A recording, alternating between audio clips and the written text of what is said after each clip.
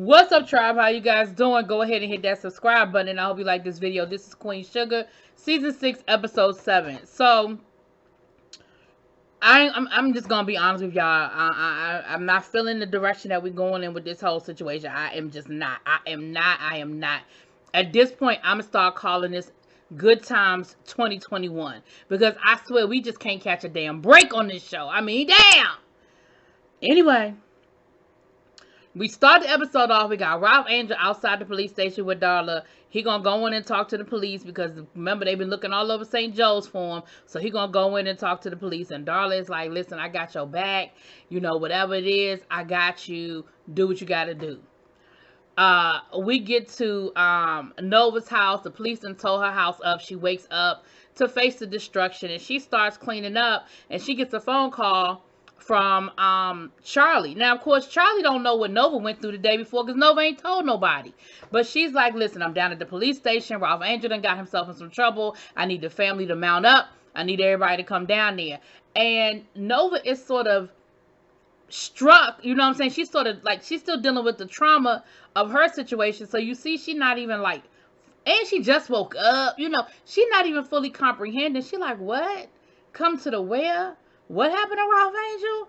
And Charlie was like, "Girl, listen, I'm at the police station. I can't really get into the details. I just need y'all to get down here. We'll figure it out." She's like, "All right, okay, I guess." Now, Micah is down at college about to do a whole presentation in the class with the professor that he was having the affair with. His boy is there listening to him go through, you know, his little run through or whatever. And the professor comes in, you know, my thing is this. The professor must know that the friend know what's up. Because, well, yeah, that is, yeah. Anyway, because she wasn't even, in my opinion, she wasn't even trying to hide the fact that she was flirting with Micah, giving him the wink, wink, whatever. And, you know, she was like, "Well, I look forward to your presentation. I'm sure you're going to have a great point of view, a great take on your topic." And so she walked out, and Michael was like, "Bruh, like, what was that about?" And his boy was like, "Listen, I don't know." He was like, "If you want to talk about it, you know, if you want to go, you know, have some coffee or something, let me know." And Michael was like, "Nah, you know, I'm going to just stay here and finish doing my run through so I can be ready for class." And, you know, they go to dap each other up, and they give each other the bruh hug. And Micah sees the, you know, his boys in the hallway giving them the look again. So Micah was like, you know, he gives him the pull, you know, he gives him the full hug, right? As if to tell his, you know, his friends, listen, you know, to be real defiant about the situation, right? Now, later on in the episode, I'm just going to knock Micah out, child. Later on in the episode, he gives his presentation, and the professor asks him some hard questions about his subject matter. But Micah was ready. Everything she threw at him, he was able to bloop, throw it back, bloop, knock it out the park, bloop. And so then she was like, "Okay, all right, I see you came prepared." You know, and I don't think she was being nasty about it. I think she was just making sure that it didn't look like she was being soft, you know. So then when class was over, she gonna hit him again. His boy standing right outside the classroom door, you know, right there waiting for Micah. And she like, "You know, you did really well. You know, I think we should go celebrate." She was like, "You know, you grew up a lot." Child, it's been 2 weeks. What you mean he grew up a lot? It's been 2 weeks since he showed up at your job with them flowers for your birthday. Girl, bye. Talking about something. Let's go celebrate. Michael was like, "Nah, I'm good." She was like, "What, you good?" He said, "You right. I did grow up. I'm good." I said, "Oh, damn, Michael." Anyway, so we're going to knock that out of the park. We done with that. Now, Mr. Prosper is talking to Billy. You know, Billy was on a work call. She tells Mr. Prosper, "Hey, you know," he said, "How's work going?" She said, "It's going cool. You know, we got to be back in the office next month, you know, but so, you know, I'm going to be heading home pretty soon. You know, I got to get back to the boys and everything." And Mr. Prosper was like, "Listen, I really wanted to talk to you about what had happened last night, but, you know, you came in late." And he said, she said, "Listen, I never wanted to tell you what was going on, you know, but she say ain't Vi." She said, "But Vi just got me so irritated yesterday. It just came out." She said, "I never would have told you what happened, you know." And he said, "But I want you to talk to me like you were hurt and I wasn't there for you, you know, and I just want you to understand that you are the most important thing to me. And if you have something you need, I want you to talk to me. Like, I want us to be able to talk to each other." And just at that moment, the phone rings, and it's Hollywood. So Mr. Prosper puts the call on. Billy gives him the phone and says, it sounds like it's important. So Prosper puts the phone on speaker, and he was like, hey, Prosper, this is Hollywood. We got to get down to the police station. Ralph Angel done got himself in some trouble. And Mr. Prosper said, I tell you what, Ralph Angel, call me later on and let me know what's going on. I got something very important that I'm handling here. And so, of course, Billy looks at him like, oh, he did give a damn. He does give a damn, right? So let me go on to finish them up too, because we're gonna spend a lot of time on this whole Ralph Angel situation. So let me go on to finish this up too, okay? So later on, they're talking, and Ralph, Mr. Prosper is like, listen, what happened? And she told him, she said, listen, when I would go over to the house to go visit with Nova, he said all the right things. In hindsight, I realized that he was a smooth talker. He knew how to say the right things to get me loosened up. And then when he wanted to take things to the next step, I didn't want to go there. She said, luckily for me, my dad taught me how to, a nice cross, a nice little, right cross. And I was able to get out of there because he was like, so he assaulted you? She said, no, I was able to get away from him. My daddy taught me how to, defend myself. And he told her, he said, listen, he said, I didn't know what to believe. And I thought it was very important when he said, we were all friends. And I didn't know that he was running around on Vi. I didn't know all the things that was going on in him and Vi's marriage. And it became a lot easier for me to believe him than to defend you. Now, that might have been a hurtful thing for her to hear, because it would have been hurtful for my dad to say that to me. But it's his truth to say, listen, he was my friend. And he said, well, why didn't you come to me? Why didn't you say something? And she said, well, I told Mama. And her attitude was, well, that's what you get. The way you run around here dressing, that's the message you put out there. At some point, a man was going to try it. And he was like, listen, your mama come from a different time. I don't think she meant no harm by it, but that's the mindset back then. That's that mindset that women had back then. He said, but I hate the fact that you felt like you had to leave and just never come back. He said, I failed you and I'm sorry. And I think that was a good conversation. I can appreciate that Mr. Prosper told his truth. Again, sometimes me telling my truth isn't going to make you feel good, but it's my truth.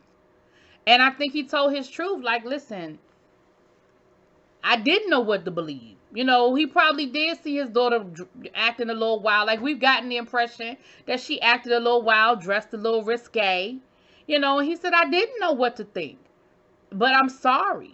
I'm absolutely sorry about that. And so it was a good conversation. And then when it was over with, he said, listen, do you have to go back right now? Why don't you stay a little while longer? I'm really enjoying your company, and I really want you to stay a little while longer. So he said, listen, the kids are grown. You ain't got to be back in the office till next month. You can stay a couple of more weeks. And so she agrees to stay. And so I was glad to see them have a conversation. And again, I feel like it was an honest conversation. Now, let's get to this Ralph Angel shit. And this is where I'm mad, y'all. I'm so angry at this whole storyline. And I'm angry at something else, too. We'll get to that in a second. So, we down at the police station because Ralph Angel goes in there to answer the police questions, and they detain him. So, they call Charlie, and of course, Charlie gets on the phone with her lawyers. This is the first thing that pissed me off, but I'm going to get there in a second. And Charlie says to Darla, Darla they've been down there all night. Pregnant ass Darla, and Charlie down there all night getting her attorney. She said, I really wish y'all would have called me before y'all came down here.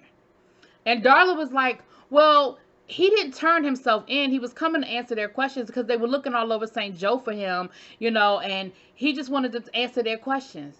That don't change what the hell Charlie said, because at the end of the day, you still went down there without an attorney. Ralph Angel knowing good and damn well he guilty. You don't walk into no police. Listen, if the police come looking for me, God forbid, knock on wood, and I know I haven't done anything wrong, that's one thing. Ralph Angel, you know you guilty. You know you fucking did what they looking for you about. So why would you voluntarily walk your felony ass into a police station without any type of lawyer or representation when they want to question you about a crime you know you committed? None of that makes any damn sense. None. Zero. Then Charlie, so then Ralph Angel comes out, and she was like, well, what did you tell him? He said, I didn't tell him nothing. I just told him, that I ain't guilty, that I ain't do what they think I did. I didn't really admit to nothing. And Charlie is just looking at him. He was like, is it bad? And Charlie is looking at him like, the hell you think? What do you mean it's bad? Here's why. Okay, let me start at the beginning of this, and I'm going to go frame by frame why I'm irritated with this storyline. Because Ralph Angel, part of what I just said, you go down there without a police, you know how this goes. But anyway, without a lawyer. The second thing is, you didn't want to get no money from Darla's family, which technically was her money, and she explained the shit to you that it was her money. You didn't want to get no money from Charlie. You was mad at Aunt Vi. You was mad at Aunt Vi.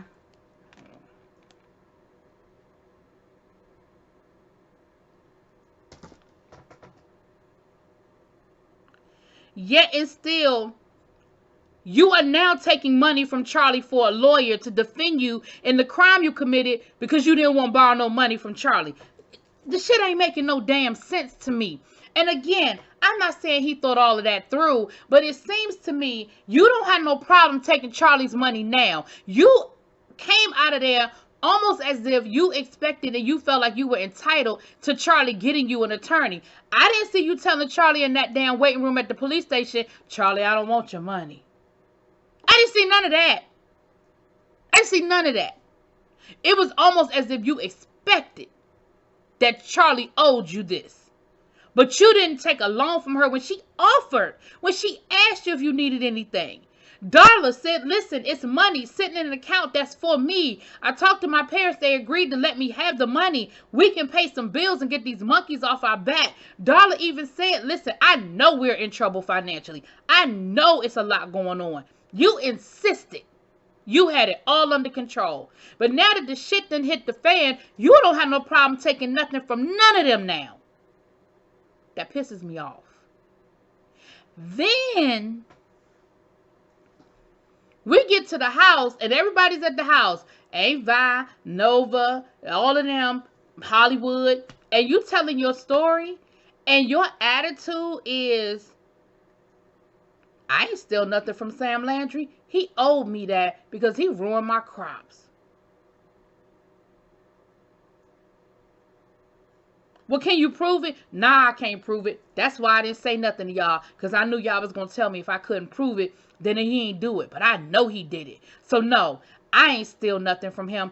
I just got what was mine, what was owed to me. Do you hear how fucking elementary you sound saying that shit? Like I say to my students all the time, when you said it out loud, did it still make sense? Because sometimes we think stuff in our head and it makes so much sense until we go to try to explain it. And then you go, wait a minute, nope, that didn't make sense. You really, truly feel like you were justified in what you did. Because somebody, and it probably was Landry, but you don't have no proof and you really don't know. But somebody poisoned your crop. So then Charlie lets them know, listen, the dude that you was with, yeah, he called when he got arrested. He made one phone call to Sam Landry and the charges are dropped against him. So, yeah, it sounds like you about to take the fall for this, Ralph. So, Ralph Angel said, well, I got to make this right. I'm going to go talk to Sam Landry. Charlie says, no, I'll do it. Aunt Vi says, he owes this family. I'll do it. He don't owe y'all nothing at this point. So Aunt Vi in Hollywood, because Hollywood was like, you ain't going up there without me. So Aunt Vi in Hollywood go visit Sam Landry. They got pictures of Ralph Angel taking the shit. And the person that was with him knew where the cameras were and made sure he wasn't in any of those pictures. Ralph Angel think he didn't cut the camera feed. They had other cameras set up. So yes, you were absolutely set up. Remember I told y'all can go back and look at my reviews. I told y'all this shit didn't sit right with me. Something didn't sound right, didn't seem right. It was way too easy, and it was just too much. It ain't make no sense. But we see what it really was. Okay, we see what it really was. And Sam Landry was like, listen, there are no deals to be made here. You can't, he said, listen, this is what our family does. Y'all do something to me, I do something to y'all. Y'all do something to me, I do something to y'all. I just got y'all over a barrel this time. He said, the only way I'm going to drop these charges is if y'all give me the farm. That's it, that's all. And all of y'all got too much to lose for this to go to court. Because I got him dead to rights. Now, the only person that he threw in that scenario that I thought would be affected by Ralph Angel being convicted of this crime would be Charlie, who's trying to run for public office. Blue, don't nobody care. Like, Blue is in D.C. living with his grandmama. Don't nobody care nothing about. I mean, yeah, he has Sidwell friends, and, it probably ain't a good look that his daddy, but his daddy was already a felon when he got there. Okay? So, don't nobody care about that. Nova, child, don't nobody care about, Nova got her own shit she worried about. Don't nobody care. He said he even brought up Micah. What Micah being in college got to do with his uncle being a felon, being on trial for theft? Like, he ain't on trial for quadruple murder. He on trial for stealing some shit from you. Like, let's stop acting like this is the crime of the century. I mean, it's a crime, but it ain't that deep. The only person that had anything, he's even said, and Vi, what about your business? You really think the people of St. Joe, as much as they hate the Landrys, give a damn that Ralph Angel stole from the Landrys? That would be a badge of honor. It'd probably be more people going to the diner. The only person that stands to lose from what Ralph Angel did is Charlie. So, Hollywood tries to play the "we know you poisoned his crop" card, and Sam Landry was like, have fun proving it. He was like, if you feel like you can prove that I poisoned his crop, then do what you feel like you need to do. So, of course, that didn't play, because even if Sam Landry did it, he ain't personally go out to that crop in the middle of the night and do it. Anybody who personally put too much pesticide in his land is going to take the fall, and it ain't going to hit Sam Landry. Even if he was responsible for it happening, he ain't going to be responsible. Y'all know what I'm saying? Y'all feel what I'm talking about. So, they come back to the table and they tell Ralph Angel, listen, this is what you need to do. He don't want to give up the land. He was like, are y'all serious right now? Are y'all really telling me that this is what I need to do right now?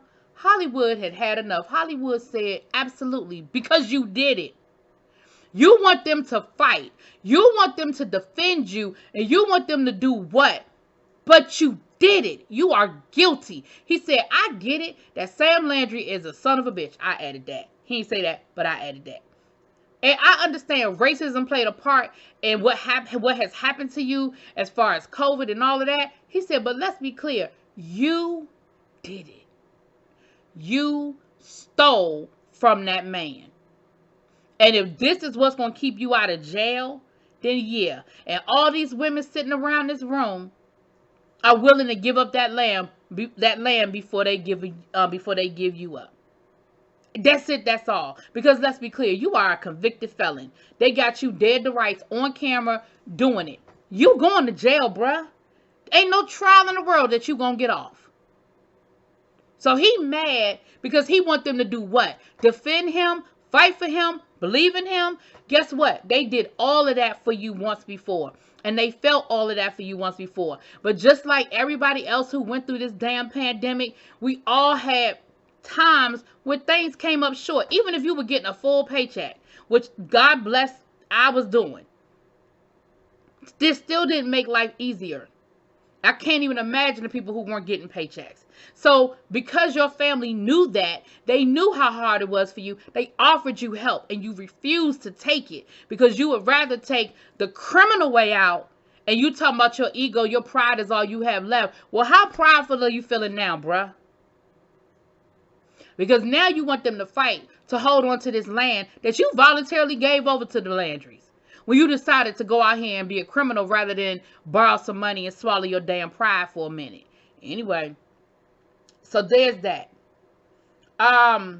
So Landry comes up to him, you know, they agreed that he gonna give up the land. Of course, he don't want to do it. And I'm sure they're gonna find a way to save it. Like, I don't know what they're gonna do. I'm sure they're gonna find some loophole somewhere. Something's gonna happen. But neither here nor there for now. They're gonna draw up the paperwork. He gonna drop the charges, and he got 45 minutes to get off the land. 45 days, excuse me. 45 days to vacate the land. Charlie lets the DNC know that she's ready to run for Congress. They ain't figured out yet whether Louisiana or California is going to be the best option, but they letting her know, listen, it could be either one. We're glad that you're down for it. And then we see Aunt Vi found Celine. She looked like she's in some sort of shelter or something like that. I wasn't really clear. She said they got her in therapy and all of that. And she, you know, apologized to Aunt Vi. She said, you know, just so you know, Hollywood shut me down. She said, you ain't got to tell me about my man. I know. She was like, but why? You know, I was there for you. I put my money on the line. You know, I gave you my money, my time. Hell, she put her marriage in jeopardy, running around hiding from Hollywood what she was doing to help you out. And she said something that a lot of women say, especially women who've been abused. She said, listen, my whole life I went from one man who treated me bad to the next, from my daddy to boyfriends, from boyfriends to my husband. I don't know what it's like to not have a man. And when I looked up and realized, once again, here I was out in this world and I didn't have a man, I didn't know what to do. And so, yes, I was wrong. And for that, I apologize. And I hope that you can, that you can forgive me. But, that's just what it is. And she seemed to be very apologetic. But, sometimes you just can't let that fire burn you twice. So Aunt Vi gave her some money and said, this is the last of the help that I can give you. My family going through some stuff of their own right now. And I just don't have no more to give. Okay? So I wish you well. Peace and blessings. Now, that storyline is still it's frustrating to me because do we still know where this woman came from? Why did Aunt Vi do so much for this woman? I mean, I get the obvious. She went through we know what her and Jimmy Dale. But what I'm saying is, did this woman just stumble into the diner one day and Aunt Vi could see that she needed help? Is it a friend of a friend? Like, where did you find her?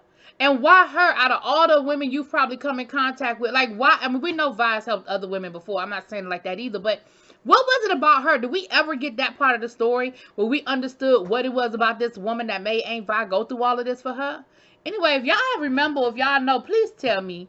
Put it in the comments, okay? Anyway, y'all let me know what y'all think. Drop it in them comments. Peace. I forgot this last part. I hope y'all still watching. Nova let Charlie know what happened to her with the police. And again, I ain't crazy about, and again, I don't know. I'm not crazy about this storyline either because I feel like it's just not the reaction I would have expected from Nova. You know what I'm saying? And don't get me wrong, I get it. You never know how you're going to act until you're in that situation. When you wake up and you got a bunch of guns in your face and the police are in your bedroom calling you all kinds of whatever and whoever's like, I get it. I'm not trying to say that I wouldn't be traumatized. But again, I don't know. I just didn't expect this from Nova. And so I'm not sure if I'm crazy about this writing as well. But there was a touching moment between her and Charlie letting her know, listen, you're not going to let them win. You are not going to let them know that they got to you. This is what they want, and we gonna win, girl. We gonna win. And all of that is what played into her decision to run for Congress, because she said, I realized that even being a local politician, I'm still not in a position to protect y'all. Well, you can't protect y'all anyway, because y'all raw ass stole the shit. But Nova, I understand. So anyway, Hope y'all still watching. I wanted to add that. Y'all let me know. Peace.